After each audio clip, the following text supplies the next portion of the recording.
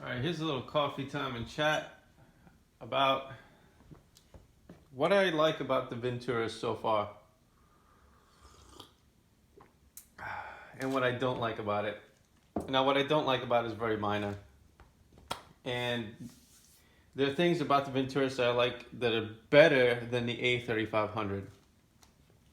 First off, the Venturist comes with the blade base for blending cups, and they give you a blending cup, and then you can buy the blending bowl separately. So it comes already with more in the box than an A3500 would. And although the A3500 has these pre-programmed settings here, they're really kind of a moot point, really, because with the app, you can take all of these programs and they're already on here with the app. And if you're going to use one of these modern Vitamixes, you're going to want to use the Vitamix app. It's really, really good. If you're not going to use apps or anything like that, then just get a classic Vitamix. You know, the old school without the Bluetooth, none of that, because it really doesn't make any sense to get one of these Ascent series if you're not going to use the technology with them. But yeah, the Venturist comes with a lot of stuff.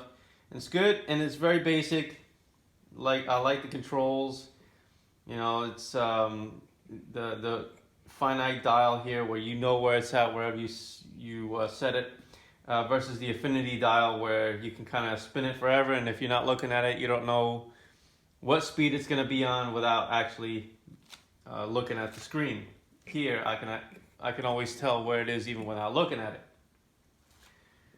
But one major thing that the Venturist wins over the A3500, which it's not really the big deal, but it can be a little bit of a nuisance when I'm doing stuff like experimentation and such, is for the exact reason.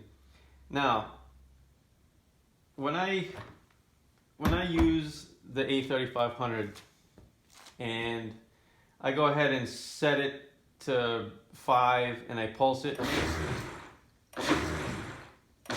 it stays at the 5, it stays at that speed.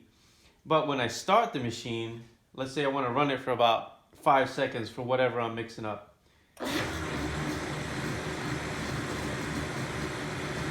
Okay, I stop it and I want to do it again because I had maybe just started up and I want to do it again. Now I have to ramp it up again to speed 5. Stop, okay, let me do my thing. And again, it goes back to 1. I have to ramp it up again. So especially when I'm like, I have to constantly look at the screen to make sure that I'm at the right speed in order to do that. It's kind of a nuisance. But not that big a deal. However, this is where the Venturist wins, because now I can just set it to 5. I know it's on 5. I don't even have to look at it. Do the same thing. It's on speed 5. And I don't have to I can just mess with it and just hit the button again, and it's already on speed 5. I don't have to ramp it up like I do with the infinity dial here. So the Venturist wins with the speed adjustments as opposed to the A3500. And like I said, tactile things I can just, operate the machine without actually looking at it, which is very nice. Now, that's basically the only thing I wanted to show about the A3500 versus the Venturist. Everything else is pretty much the same thing. This next thing this is what I don't really like about the Venturist. And I think it's kind of a common thing with the Ascent series, is they have more cladding, more parts to the base as opposed to the, like, let's say like a Pro 750 or something like that, or 7500. Because I find that this machine here in particular has this grill in the back, and the fit and finish, I understand that they have to bring down some of they have to cut corners to save some cost for you, but this should not be a thing because this vibrates when I use the machine. And I'll demonstrate that. hopefully I can demonstrate that. And you'll hear it kind of like make noise, and it's not a deal breaker. Everything works fine. It's just kind of annoying.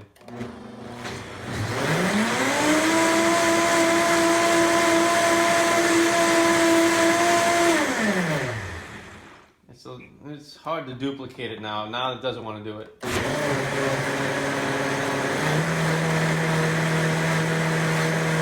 can kind of hear it.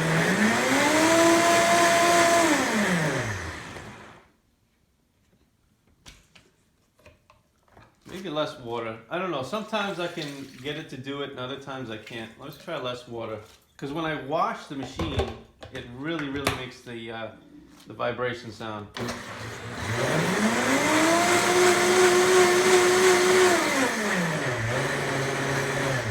I guess it doesn't want to do it, so it wants to be quiet today. But sometimes this grill in the back will kind of vibrate and it'll make an annoying noise. So that's one thing I don't like about the Venturist, is the fit and finish here is a little bit lacking. Now that doesn't mean the A3500 gets away with this either. Like the A3500 down here has some cladding, and this actually has the same issue with this grill in the back where this vibrates. So, but this one for some reason it doesn't make any noise. But the cladding on the side here, it will make some noise, and I had to actually put a little bit of a business card in there just to kind of shut it up.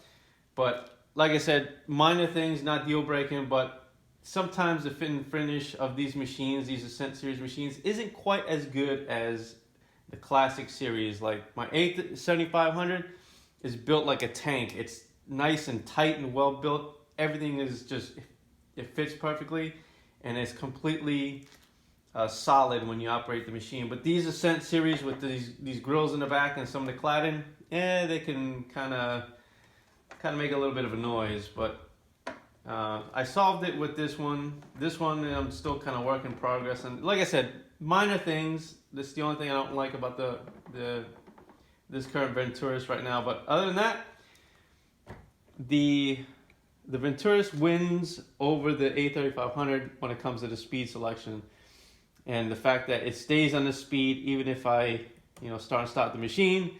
Whereas with this one, I have to keep ramping it up. Now, I could also use the pulse button, but sometimes the pulse isn't what I'm trying to do. I'm trying to do some other kind of recipe where I need to start the machine and stop the machine.